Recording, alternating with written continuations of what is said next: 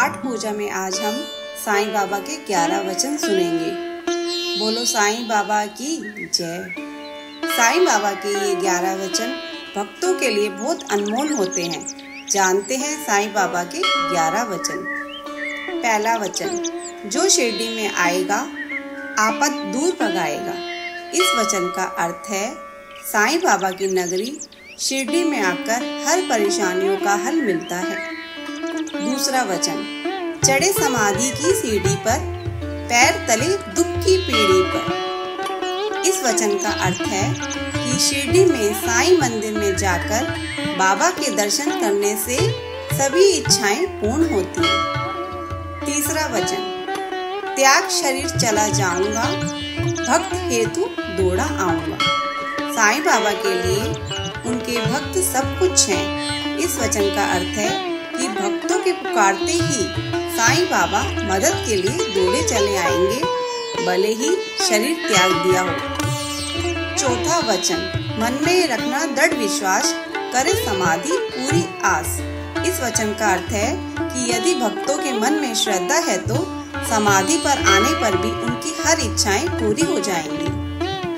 पांचवा वचन, मुझे सदा जीवित ही जानो, अनुभव करो सत्य पहचानो। इस वचन का अर्थ है कि हमेशा जीवित ही हूँ, एक बार अनुभव करके देखो। छठा वचन, मेरी शरण आ खाली जाए, हो तो कोई मुझे बताए। इस वचन का अर्थ है कि मेरे शरण में आने वाले की हर मनोकामना पूरी होगी। सातवां वचन, जैसा भाव रहा जिस जन का, वैसा रूप हुआ मेरे मन का। इस वचन का अर्थ है कि व्यक्ति का जैसा भाव होता है, मैं उस व्यक्ति को वैसा ही दिखाई देता हूँ। आठवां वचन, भार तुम्हारा मुझ पर होगा, वचन न मेरा झूठा होगा। इस वचन का अर्थ है कि श्रद्धा भक्ति से यदि कोई व्यक्ति मेरे पास आता है तो उसकी मदद के लिए मैं हमेशा तैयार हूँ। नौवां वचन, आज सहायता लो भरपूर, जो मांगा वो नहीं है दूर। इस वचन का अर्थ है कि मुझसे जो कोई व्यक्ति भाव से मदद की उम्मीद रखेगा उसकी हर मुराद पूरी होगी। 10वां वचन, मुझ में लीन वचन मन काया, उसका ऋण न कभी चुकाया।